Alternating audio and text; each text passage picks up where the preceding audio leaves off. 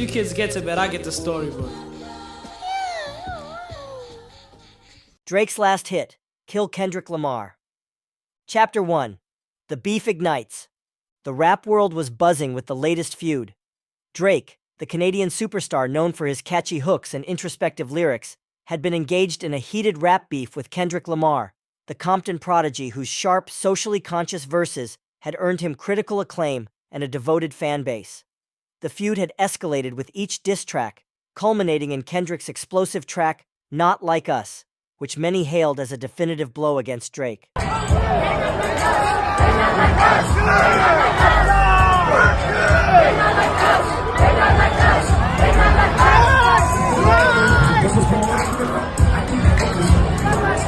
Drake couldn't hide his frustration. He had always prided himself on his ability to handle conflicts with finesse.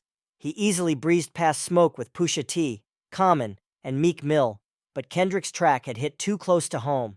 The public's reaction was swift and brutal, with memes and social media posts mocking Drake's defeat. It wasn't just a blow to his ego, it was a threat to his legacy. Something had to be done. Chapter 2. A Desperate Proposition. Late one night, in the dimly lit confines of his Toronto mansion, Drake brooded over the situation. His security guard, a towering 6'4" figure named Marcus, stood nearby. Marcus had been with Drake for years, always eager for extra work to support his large family. He had 9 kids by 7 different women and was perpetually in debt, always scrambling to make ends meet. Drake glanced at Marcus, a wild idea forming in his mind. Marcus, how bad do you want to make some serious money? He asked, his voice low and intense. Marcus raised an eyebrow.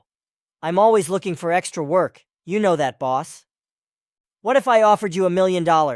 Drake continued, leaning forward.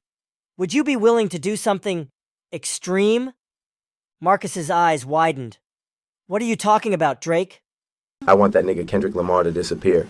Drake said, his voice barely above a whisper. Permanently. I'll pay you $1 million to take him out. Oh, you want to put a hit out on that nigga? Marcus said aloud, thinking to himself. Marcus's heart raced. $1 million would change his life. He thought of his kids, his debts, the constant pressure to provide from his ratchet-ass baby mamas. The temptation was overwhelming. Are you serious? He asked. Dead serious, Drake replied. Can you do it? Marcus nodded slowly. For an M, hell yeah, I can do it. Consider it done. Chapter 3. Loose Lips. After his shift was over, Marcus left Drake's mansion with a mix of excitement and dread.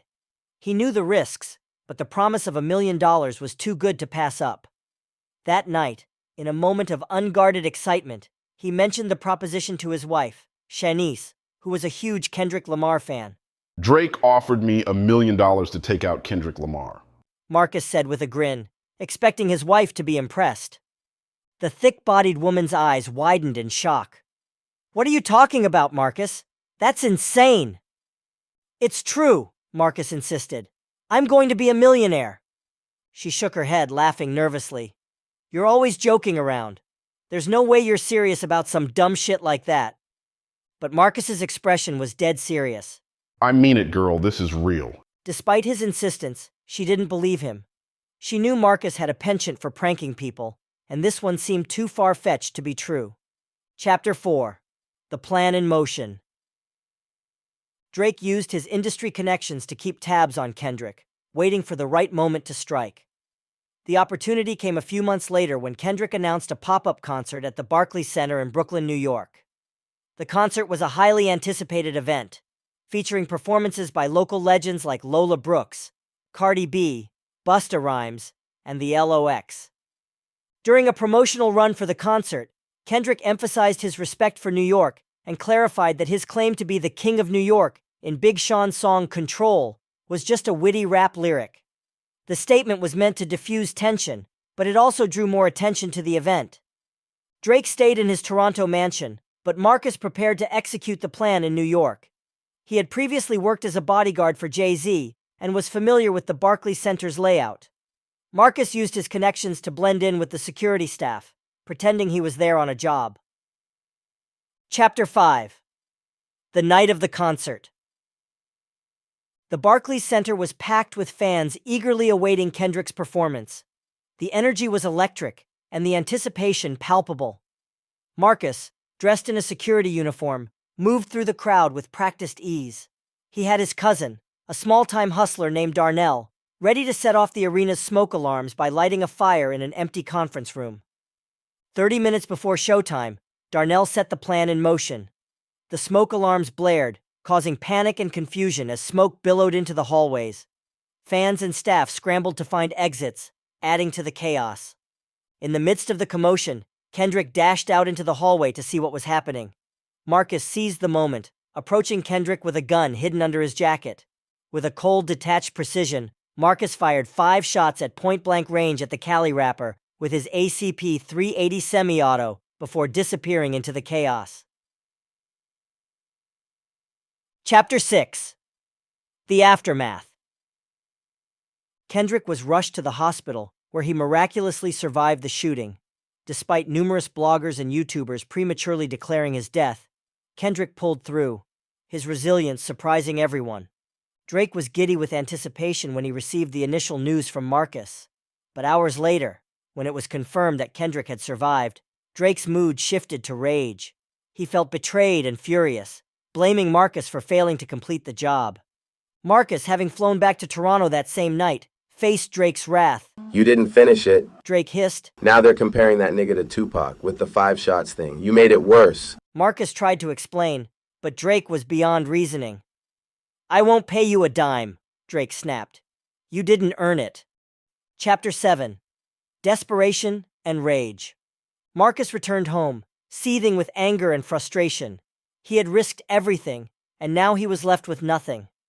The promise of $1 million had evaporated, replaced by the bitter reality of his unpaid debts and the consequences of his actions. One evening, driven by desperation and fury, Marcus snapped. In Drake's mansion, he found a meat cleaver left on the kitchen counter by the chef. Consumed by rage, Marcus confronted Drake, who was lounging in the living room. You promised me $1 million, Marcus growled, brandishing the cleaver. Drake barely had time to react before Marcus lunged at him. The cleaver sliced through flesh and bone, the gruesome scene unfolding in a blur of blood and violence. Marcus hacked at Drake with a frenzied intensity, concentrating on the neck area until he nearly decapitated him. Chapter 8. The Fallout. The news of Drake's brutal murder sent shockwaves through the music industry and the world. Several YouTubers promoted the idea that the incident was Generation Z's Tupac and Biggie moment. Authorities quickly apprehended Marcus, who confessed to the crime in a state of dazed resignation. The details of the plot against Kendrick Lamar emerged during the investigation, painting a grim picture of betrayal and ambition gone horribly wrong. Kendrick, recovering from his injuries, addressed the public from his hospital bed. Violence is never the answer, he said, his voice steady despite the pain. We need to come together, not tear each other apart. The attempted assassination and Drake's murder sparked widespread discussions about the toxic nature of rap beefs and the real-world consequences of industry rivalries. Fans and fellow artists mourned Drake's death, while also reflecting on the importance of unity and positivity in the music community. Chapter 9. A Legacy of Change. In the months that followed, Kendrick dedicated himself to promoting peace and collaboration within the industry. He used his platform to advocate for conflict resolution and mental health awareness, hoping to prevent future tragedies like the one that had nearly claimed his life. Marcus faced life in prison, his dreams of financial security shattered by his own actions. The impact of his crime weighed heavily on him, a constant reminder of the consequences of greed and desperation. Drake's legacy, though marred by the circumstances of his death, continued to influence the music world. Fans remembered him for his contributions to hip-hop and his ability to connect with audiences on a personal level. His untimely end served as a stark reminder of the importance of addressing conflicts constructively and the dangers of letting rivalries spiral out of control. Epilogue. Moving forward. The tragic events left a lasting impact on the music industry and the individuals involved. Kendrick Lamar, having survived the attempt on his life, became a symbol of resilience and positive change. His efforts to promote peace and understanding resonated with fans and fellow artists alike. Marcus, from his prison cell, reflected on his choices and the devastating consequences they had wrought. He hoped that his story would serve as a cautionary tale, deterring others from making similar mistakes. Drake's memory lived on through his music and the lessons learned from his tragic demise. The rap community, shaken by the events, began to prioritize unity and collaboration over divisive rivalries, working towards a more positive and supportive environment. As the years passed, the story of Drake, Kendrick, and Marcus became a part of hip-hop history, a poignant reminder of the power of music and the importance of choosing peace over violence.